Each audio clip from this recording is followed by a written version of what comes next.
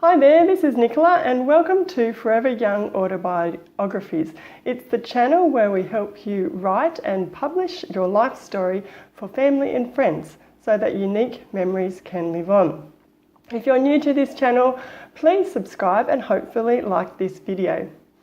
Now today's topic we're going to dive into is memory. What is memory? How does memory work? And where is it stored in the brain? So these are big questions. Bit of a qualification here. I am not a scientist and I'm not a doctor, but I've done a bit of reading on this, and these are in plain English things that I've found and I think might be helpful for you writing your autobiography. So I've got 5 things. I'll go through those. Number 1 is, what is memory? Now, memory is different things to different people. If you're my kids, you probably think of it as the Disney movie Inside Out, where there's a young girl, Riley, who has emotions in her head that have record memories into orbs, and they're filed in different lands. So a bit creative, but for most people, you can think back to the Latin meaning of the word memory, which means mindfulness and remembering. So there's actually 2 types of memory. We have the unconscious, which is called implicit. So that might be our breathing, our walking, talking kind of thing. And then you have the explicit, which is probably what we're more familiar with when we're writing our autobiography.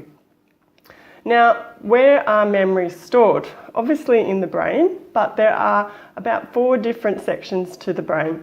We have the surface, then we have the front, the middle and the back. Now all of these have different roles to play, some on their own and some interconnected.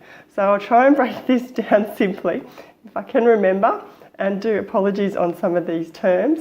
But the short-term memory is in the front of the brain. And then we have the long-term memory, which is sort of your facts and events. That's the surface and in the middle of the brain. Again, we have long-term memories but unconscious function. Now, this is in the middle of the brain, but also at the back of the brain. Now, the key thing to remember is there's a nub in the centre of your brain, in the middle, called the hippocampus. So hippocampus. It's sort of like maybe the librarian, so to speak. It will help file memories to different parts of your brain. So one memory might not be filed in one specific spot. Sorry about that. It can be filed all over, and so the hippocampus will retrieve that as well. So it's like a web or a librarian. It's going in and getting the memories and bringing them back, filing them and bringing them back.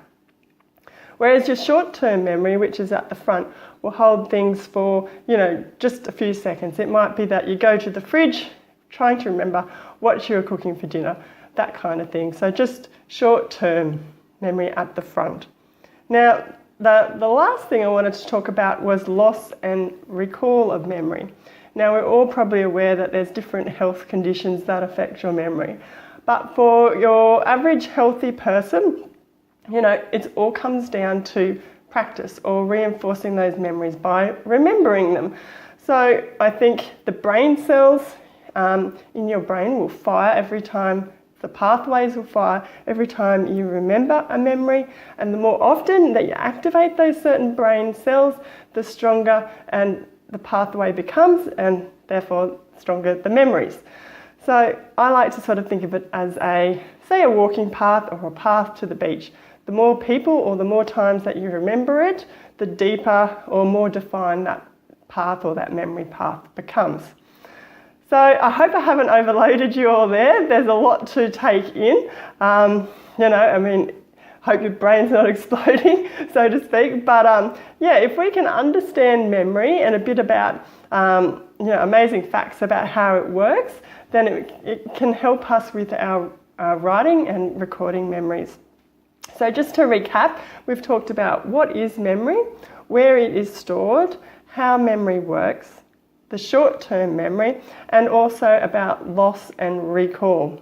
Now, I go into all the details about this on an article on my website, Forever Young Autobiographies, And if you'd like to brainstorm or get some key memories down to put into your autobiography, I've got a free training. You can sign up for that, where I walk you through the process to organise your chapters. Now, I'll leave the link for that down below. And also down below, I'd really love it if you could maybe put a little comment in about what's your earliest memory. Maybe we could share those, and yeah, it'd be quite interesting to find out what different memories people can remember. If you found this video helpful, I'd love for you to give it a thumbs up, and if you're new to this channel, please subscribe. So thanks for watching, and until next time, happy writing.